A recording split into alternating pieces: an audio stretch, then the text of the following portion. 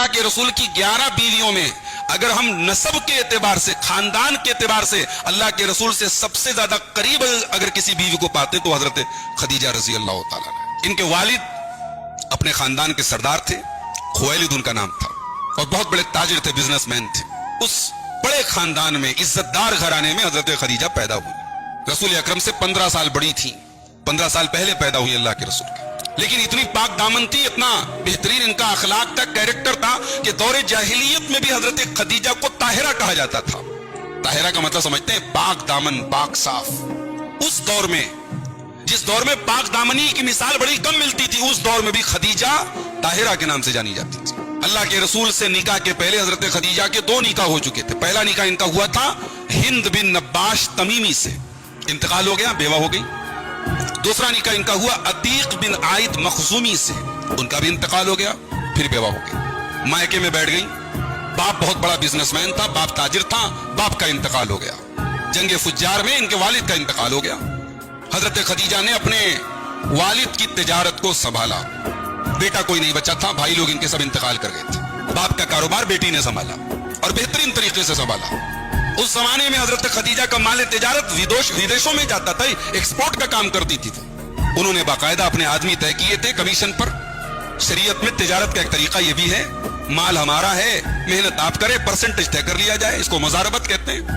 حضرت خدیجہ نے مزاربت پر، اس سسٹم پر خوب پیسہ کمایا، اور مکے کی یعنی مالدار ترین خاتون میں ان کا شمار ہونے لگا۔ عزت دار بھی ہیں، بڑے خاندان کی بھی ہیں، بیوہ ہیں، بڑے اچھے اچھے رشتے آئے۔ ابو لہب نے رشتہ بھیجا، ابو لہب سردار تھا بنو ہاشم کا، اللہ کے رسول کا چچا ہے ابو لہب۔ اور بھی لوگوں کے رشتے آئے، خدیجہ نے رشتے ٹھکرا دیے، میں شادی نہیں کروں گی۔ اور اسی دوران اللہ کے رسول صلی اللہ علیہ وسلم اب اپنی عمر کی 20 سال گزار چکے ہیں، اب اللہ کے رسول جوانی کی سرحدوں میں پہنچ چکے ہیں۔ اللہ کے رسول کو احساس ہے کہ میرے چچا نے مجھے پالا ہے، پوسا ہے، اب چچا کا احسان اتارنے کا ٹائم آ رہا ہے۔ چچا سے تجارت کرنے کا ہنر سیکھا تھا اللہ کے رسول صلی اللہ علیہ وسلم نے۔ اب ملک شام کے سفر پہ اللہ کے رسول بھی تجارت کے لیے جانے لگے، مکے سے مال لے کر کے جاتے تھے اور وہاں جا کے سیل کرتے تھے۔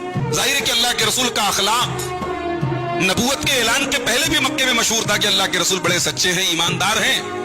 آپ کی تجارت بھی ویسی ہی تھی، ایسا نہیں تھا کہ اللہ کے رسول صلی اللہ علیہ وسلم ہماری اور آپ کی طرح ہیں کہ نماز تو بہت اچھی ہے، تجارت بہت گڑبڑ ہے۔ ہمارے یہاں کیا ہے بھئی، ایک آدمی کے تقوی اور طہارت کو ہم کیسے ناپتے ہیں؟ اس کے سجدے کے نشان سے ناپتے ہیں، مسجد میں اس کی حاضری سے ناپتے ہیں۔ فجر کی نماز میں آتا ہے، 5 ٹائم کا نمازی ہے، پرہیزگار ہے۔ ظاہر ہے پرہیزگاری کا ایک پیمانہ تو یہ ہے، نماز کی پابندی ضروری ہے۔ کوئی اللہ کا بندہ رات میں تہجد پڑھتا ہے، یقیناً یہ اس کے نیک ہونے کی علامت ہے، مگر میرے بھائی یہ تقوی ادھورا ہے، یہ تقوی ناقص ہے اگر اس کا لین دین گڑبڑ ہے۔ اس کے سجدے کے نشان اللہ کے کام نہیں آئیں گے اگر اس کے معاملات گڑبڑ ہیں۔ اللہ کے رسول کا معاملہ ایسا نہیں تھا۔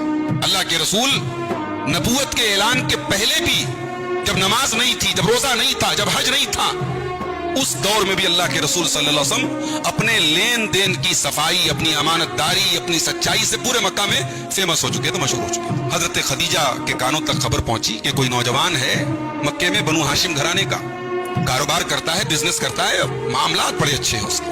حضرت خدیجہ نے پیغام بھجوایا اللہ کے رسول کے پاس، سنا ہے کہ آپ تجارت کرتے ہیں، ہمارا بھی کچھ مال آپ لے کے جائیں، میں جو منافع اور لوگوں کو دیتی ہوں اس سے زیادہ آپ کو منافع دوں گی۔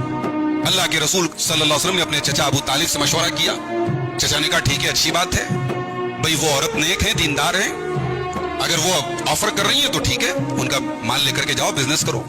حضرت خدیجہ نے بزنس کے لیے مال دے دیا، ایگریمنٹ کر لیا، اور اپنے غلام میسرہ کو اللہ کے رسول کے ساتھ لگا دیا، اور میسرہ سے چپکے سے کہا کہ واپس آ کر کے مجھے رپورٹ دینا کہ اس انسان کا کیریکٹر ہے کیسا۔ بھئی سنا تو میں نے بہت کچھ ہے، لیکن تم صحیح رپورٹ لاؤ گے کہ کیا ہے۔ بھئی لوگ کہتے ہیں نا، کسی انسان کو جانچنا ہو تو سفر کر لو اس کے ساتھ، کسی انسان کو پرکھنا ہو تو کاروبار کر لو اس کے ساتھ۔ یہاں کاروبار بھی ہو رہا ہے، سفر بھی ہو رہا ہے۔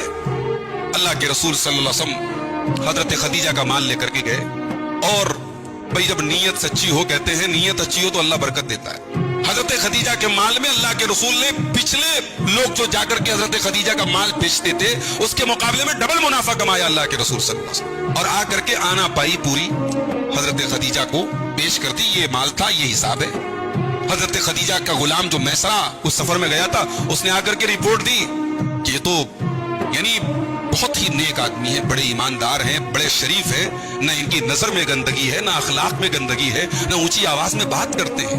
कहा कि मैंने तो कभी कभी देखा कि सहरा में धूप निकली हुई है, लेकिन इनके ऊपर धूप नहीं पड़ रही है, इनके ऊपर साया पड़ रहा है। मैंने ये मंजर भी देखा इनके साथ। हजरत खदीजा बहुत मुतासिर हो गई और हजरत खदीजा रजी अल्लाह तआला अन्हा के दिल में यह ख्याल आया कि ये एक बेहतरीन लाइफ पार्टनर बन सकते हैं, शरीक हयात बन सकते हैं। अपनी सहेली हजरत नफीसा रजी अल्लाह तआला अन्हा के जरिए उन्होंने अल्लाह के रसूल को पैगाम भेजा कि मैं आपसे निकाह करना चाहता हूं। अल्लाह के रसूल सल्लल्लाहु अलैहि वसल्लम ने अपने चचा अबू तालिब से मशवरा किया।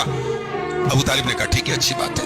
एक बात यहाँ याद रहे, हमारे यहाँ लड़का लड़की की जब शादी होती है तो उम्र बहुत बड़ा फैक्टर मानी जाती है। आमतौर से लड़के की उम्र लड़की से ज्यादा ही होनी चाहिए, ये हमारे यहाँ उसूल है। लड़की की उम्र ज्यादा नहीं होनी चाहिए। अरब में ऐसा नहीं था। मैं कई मिसालें ऐसी बता सकता हूँ कि लड़के की उम्र कम है, लड़की की ज्यादा है, या लड़की की बहुत कम है, लड़के की बहुत ज्यादा है। ऐसी भी मिसालें हमारे यहाँ जिसको ऐब माना जाता है उस सोसाइटी में वो ऐब नहीं था। उम्र का डिफरेंस बहुत माना नहीं रखता था। भाई हजरत अली रजी अल्लाह तआला अन्हु की बेटी से हजरत उमर ने शादी की। तारीख की सही रिवायत है ना। हजरत अली की बेटी उम्मे कुलसूम बिनते अली, उनसे शादी किसने की? हजरत उमर फारूक ने की। अब जाहिर है कि हजरत उमर फारूक की उम्र में और उम्मे कुलसूम की उम्र में फर्क तो रहा होगा। और रिश्ते के एतबार से देखो तो हजरत उम्मे कुलसूम कौन है? अली की बेटी है, अल्लाह के रसूल की नवासी है। भाई हमारी सोसाइटी में समधी की नवासी मानी जाएंगी, समधी की नवासी से कौन शादी करेगा भाई? उस सोसाइटी में ऐब नहीं था। हजरत खदीजा का निकाह जब अल्लाह के रसूल के साथ हुआ, हजरत खदीजा की उम्र 40 बरस और अल्लाह के रसूल की उम्र 25 बरस, 15 साल का फर्क है। और ऐसा भी नहीं कि अल्लाह के रसूल सल्लल्लाहु अलैहि वसल्लम किसी औरत को तलाक दे चुके हों या बीवी मर चुकी हो, ऐसा भी कोई मामला नहीं। पहली शादी है, कुंवारे हैं अल्लाह के रसूल। हमारे यहाँ ये तो मतलब इम्पॉसिबल बात है भाई कि कोई कुंवारे लड़के की शादी किसी बेवा औरत से हो जाए। बेवा मतलब उसकी शादी किसी मुतल्लका किसी ऐसे आदमी से होगी जो किसी को तलाक दे चुका हो या बीवी मर चुकी हो। ये सब असल में हमारे यहाँ जो कल्चर है ना शादी ब्याह में, हम लोग इबादत में मुसलमान हैं, रोजे में मुसलमान हैं, नमाज में मुसलमान हैं, मगर शादी ब्याह में कहीं ना कहीं जिस मुआशरे में हम रहते हैं गैर मुस्लिमों का कल्चर हमने जाने अनजाने में हमने कबूल कर लिया है। हमारे दिमाग में भाई हमारे समाज में एक से ज्यादा शादी बहुत बड़ा गुनाह है। क्यों है? अरब में तो नहीं है।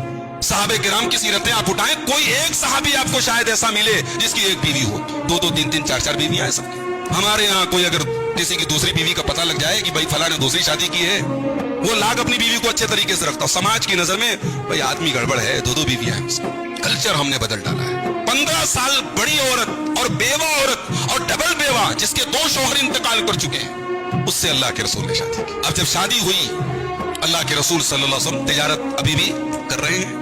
फिर धीरे धीरे अल्लाह के रसूल सल्लल्लाहु अलैहि वसल्लम को अपने आसपास के माहौल से एक नफरत हो रही है। हर तरफ देख रहे हैं ज़िना हो रहा है, शराब पी जा रही है, मेले ठेले हो रहे हैं, नाच गाना हो रहा है, शिर्क हो रहा है। अल्लाह के रसूल सल्लल्लाहु अलैहि वसल्लम इस माहौल से बेजार है, मगर अभी अल्लाह की तरफ से कोई रास्ता आपको बताया नहीं गया है कि इस माहौल से कैसे निपटा जाए। ये गलत है तो सही क्या है, ये अभी अल्लाह के रसूल को बताया नहीं गया है। अल्लाह के रसूल सल्लल्लाहु अलैहि वसल्लम अपने घर से कई किलोमीटर दूर गारे हिरा में जाते थे, तन्हाई में अकेले बैठे रहते थे, घंटों बैठे रहते थे। जाहिर है एक आदमी अगर घंटों कहीं अपने घर से दूर जाकर के बैठेगा, उसकी जो मसरूफियात है, जो काम धंधा है, जो तिजारत है, वो मुतासिर होगा। हजरत खदीजा रजी अल्लाह तआला अन्हा जो एक ताजिर पेशा खातून थी, बिजनेस वूमेन थी, उन्होंने एक बार भी अल्लाह के रसूल को टोका नहीं कि आप ऐसा क्यों कर रहे हैं। वो जानती थी मेरे शौहर गलत नहीं हो सकते। शौहर का साथ दिया, शौहर का सपोर्ट किया। कई बार ऐसा हुआ शौहर के पीछे पीछे गई, शौहर को ले जाके खाना दिया।